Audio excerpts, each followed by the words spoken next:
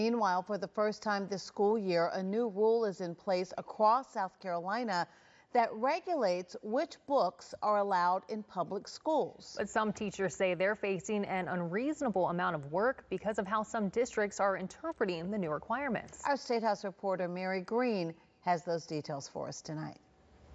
This new regulation requires school books and learning materials be age and developmentally appropriate, specifically those depicting sexual conduct. And it outlines a process for someone to challenge them all the way up to the State Board of Education.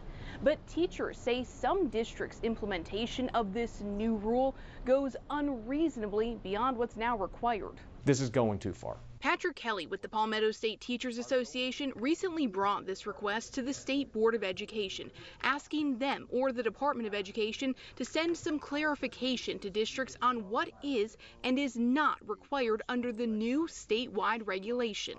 The rule mandates districts maintain a list of all books and materials in their libraries and media centers. Beyond that, it says districts need to provide a list of instructional materials in classes upon reasonable request from a parent. But some districts are now implementing policies past that scope. For example, requiring teachers post all instructional material they could use for the year, including PowerPoints and video clips within the first few weeks of classes, or mandating they get administrative approval before teaching any supplemental materials. As an AP US government teacher, under that reading of the regulation, I would need to get my principal's okay before I used an excerpt from the Federalist Papers or from a recently released opinion of the U.S. Supreme Court.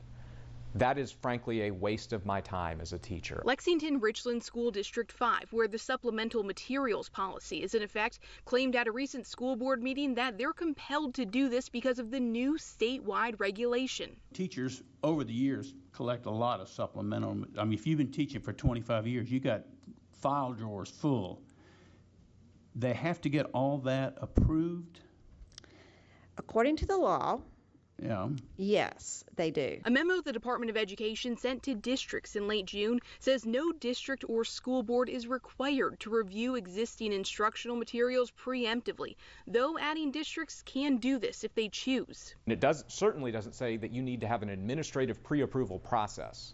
Let's trust teachers. Let's let them exercise their professional judgment. And as far as whether the State Board or the Department of Education will issue any additional guidance on this regulation, a spokesman tells me they have and will continue to be available to districts for technical assistance and to answer any questions they may have about this regulation. Reporting from the State House, I'm Mary Green. Our thanks to Mary for that report. It is also important to note a local school board can set a local policy that goes beyond what is required in the regulation. But again, Patrick Kelly argues that some of these steps districts are taking and attributing to the regulation are not what the rule requires.